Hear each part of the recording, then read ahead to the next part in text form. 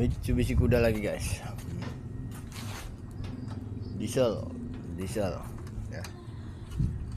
Ini setelah 1000 kilo pergantian oli karena kemarin selesai overhaul. Ini kita ganti oli karena ada kebocoran di selang.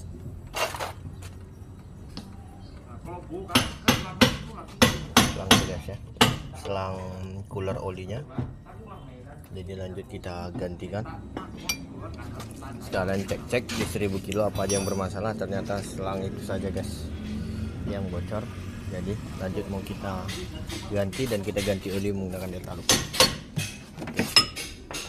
Kalau air kelihatannya air aman. Oke, kita kasih menggunakan coolant radiator. Oke, 1000 kilo.